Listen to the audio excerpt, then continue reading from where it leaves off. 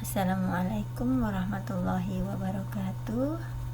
Morning my lovely boys and girls. Are you ready to study from home? Selamat pagi anak-anak yang saya sayangi. Ya, apakah Anda sudah siap belajar dari rumah? Okay, meet me again with Miss Atun in English lesson. But before we begin our lesson, let's read Basmalah together. Bismillahirrahmanirrahim. Okay, thank you very much. Anyone knows what is the topic today? Open YLKS page 44 unit 4. Silakan dibuka LKS Anda halaman 44 unit 4. The topic is, even though Mary has a car, she walks to work. Meskipun Mary punya sebuah mobil, dia tetap bekerja. Okay. In this chapter, we have two material. The first is analytical exposition text, and then the second is expressions of asking and giving opinion. Okay. Now we will understand what is the meaning of the topic. Sekarang kita akan mencoba memahami apa arti topik yang ada di dalam bab mat ini. Meskipun Mary punya sebuah mobil, dia tetap bekerja. Di sini sebuah kalimat yang mengandung arti mengundang kita untuk beropini, memberikan opini, ya, statement to persuade us to share our opinion. Ya, hubungannya adalah dengan materi kita yang pertama. In this morning, we will just study the first material. It is analytical exposition. Okay, class. We have 5 pages. Kita akan belajar ada 5 halaman. Ya, halaman yang pertama just introduction. Yeah, and then the second page is definition, social function, and generic structure of analytical exposition text. And then the third page is language features. And then the fourth is an example of analytical exposition. And then the last is exercise of analytical exposition text. And then now please let's start the first page. What is the aim in this lesson? Apa tujuan pembelajaran kita hari ini? This morning we just want to understand, and then the definition, function, generic structure, language features of analytical exposition text. Tujuan pembelajaran pagi hari ini kita hanya akan memahami definisi, kemudian fungsi, kemudian generic structure, dan juga unsur ketatabahasaan yang dipakai di dalam bacaan analytical exposition. Dan the second material is our next season. Kemudian untuk materi yang kedua, expression of asking and giving opinion, adalah pertemuan selanjutnya. Okay, next page, the second page, we will study the definition of analytical exposition. Analytical exposition is a type of a text that belongs to the type of argumentation. It contains author thoughts about a phenomenon in daily life. Pengertian dari bacaan analytical exposition adalah sebuah jenis teks yang punya tipe berargumentasi atau mengemukakan pendapat atau beropini. It contains author's thoughts about a phenomenon in daily life. Jadi jenis bacaan ini berisi tentang pemikiran atau pendapat penulis tentang sebuah fenomena yang terjadi dalam kehidupan sehari-hari. And then, how about the social function of analytical exposition text? Fungsi sosial dari jenis bacaan ini adalah to convince the readers that the topic which is presented is an important topic to be discussed by giving arguments or opinions.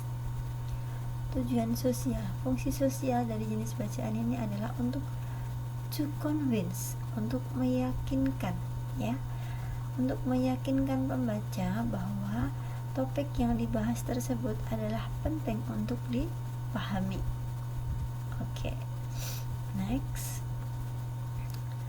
the third is generic structure. Yang ketiga yaitu unsur-unsur pembentuk dari teks ini, ya, yaitu the first is thesis, and then argument, and then reiteration. Thesis, introducing the topic and indicating the writer's position.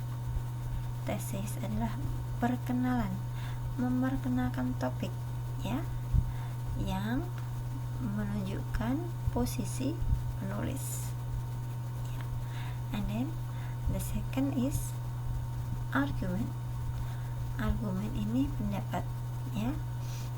The first argument is explaining the argument to support the writer's position. Untuk argumen yang pertama di sini adalah berisi tentang dukungan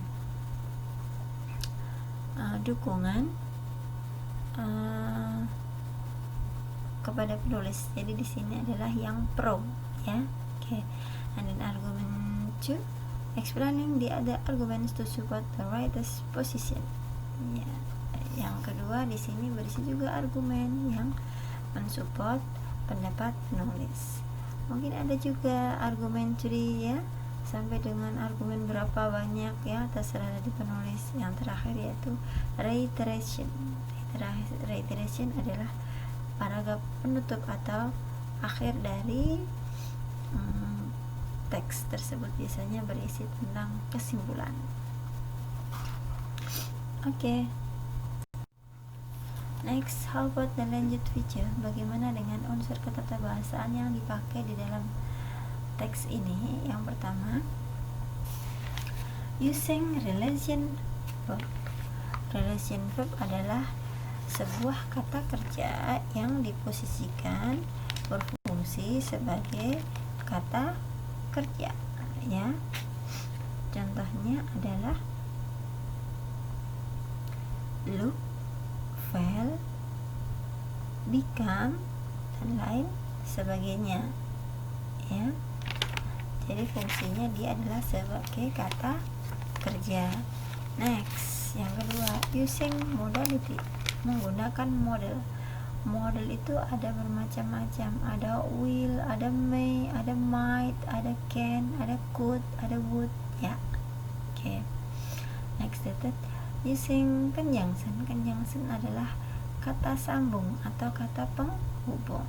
Conjunction itu macam-macam. Ada yang menghubungkan dua kalimat yang berlawanan arti, misalkan menggunakan but. Tapi untuk menggunakan kalimat yang sebab akibat, maka akan menggunakan because, dan because of, dan akibat so, ya, and, dan lain sebagainya. And then the fourth is using mental verb. What is mental verb? Mental verb adalah kata kerja yang berfungsi menunjukkan kemampuan atau perception, ya, kemampuan berpikir atau perception, ya. Sebagai contoh, love, ya, worry, ya. Karena di sini untuk mental verb itu dibagi menjadi dua, ada affection dan cognition, ya. Oke. Selanjutnya, using simple present tense, menggunakan simple present tense. Oke. Next, di bawah ini adalah keterangan dari unsur tata bahasa yang dipakai dalam bacaan analytical exposition. Kemudian contoh-contohnya. Oke, next. Yang kelima yaitu contoh bacaan analytical exposition, ya. Cars in the city, mobil-mobil di kota. Ini adalah the title, ya. Cars create pollution and cause a lot of road death and other accidents. Ya, ini adalah the first sentence and then the first paragraph. Just one sentence in the first paragraph. Hanya ada satu kalimat di dalam paragraf pertama. Then the second paragraph. Firstly, cars, as we all know, contribute to most of the population in the world. Cars emit a deadly gas that causes illness, such as bronchitis, lung cancer, and triggers of asthma. Some of these illnesses are so bad that people can die from them. Okay. Untuk paragraf kedua ini, berisikan tentang argumen atau pendapat, ya. Oke. Tentu saja yang pendapat di sini adalah yang menunjukkan posisi dari penulis bahwa dia ingin memberikan opini bahwa mobil dalam kota itu kenapa gitu ya. Katanya di sini menyebabkan polusi di dunia karena menyebabkan berbagai macam penyakit, bronkitis, kemudian sesak napas, asma, dan lain sebagainya. Kemudian yang terakhir yaitu yang paling parahnya lagi ya, penyakit-penyakit yang disebabkan oleh mobil-mobil yang menyebabkan polusi udara ini menyebabkan kematian. Next, the third paragraph, paragraf selanjutnya. Secondly, the city is very busy. Pedestrians wander everywhere and cars commonly hit pedestrians in the city, which causes them to die. Cars today are world's biggest killers. Nah, di sini sama berisi tentang argumen. Ya, yang intinya di sini mengatakan tentang bahaya dari mobil. Ya, mengatakan bahwa mobil ya sekarang ya, akan hari ini besok ya akan menjadi pembunuh terbesar. Oke. Thirdly, paragraf selanjutnya, cars are very noisy. If you live in the city, you may find it hard to sleep at night or concentrate on your homework and especially talk to someone. Ini adalah argumen yang parah juga ya, memposisikan penulis bahwa penulis beropini bahaya tentang mobil ya. Jadi mobil ini sangat mengganggu, sangat bising.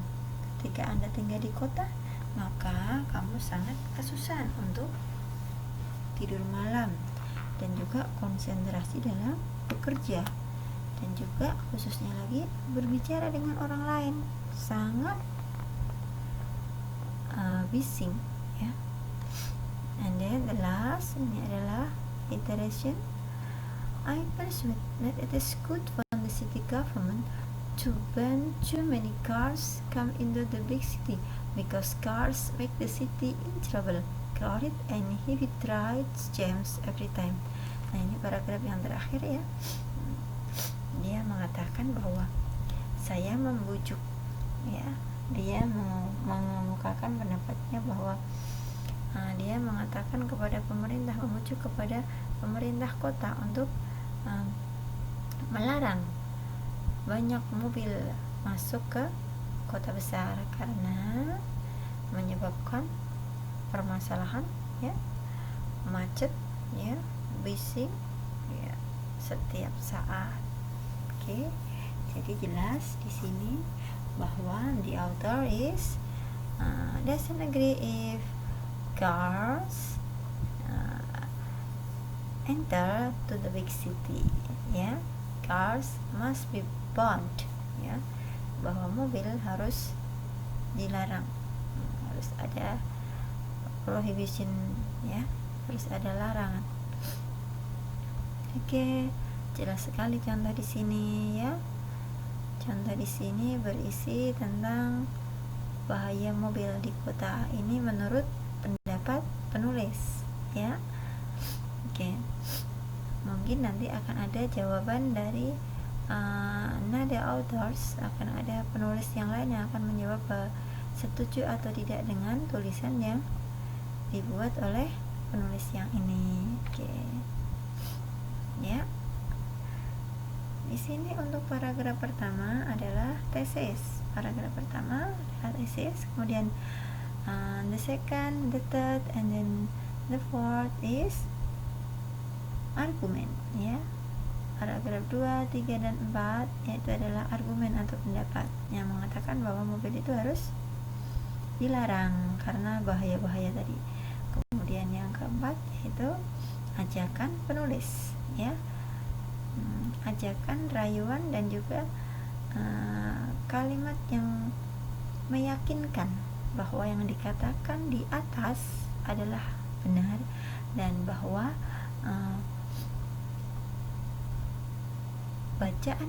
bahwa artikel penulis ini adalah harus diperhatikan, ya. Harus diperhatikan betapa pentingnya bacaan ini dia angkat, ya, bahwa pentingnya bacaan ini artikel ini dia tulis, ya. Oke, I think it is enough, ya. Ya, ini adalah penjelasan dari contoh analytical exposition tadi, ya. And then don't forget, ya, next week we will try to do the exercise of analytical exposition text. Jangan lupa untuk minggu atau pertemuan selanjutnya kita akan mengerjakan tugas yang berhubungan dengan materi analytical exposition, ya. Don't forget to open and then listen the link until you understand. If you don't understand, please send me PM. Okay, don't forget to pray and study hard. Keep your spirit. Thank you very much. Assalamualaikum warahmatullahi wabarakatuh.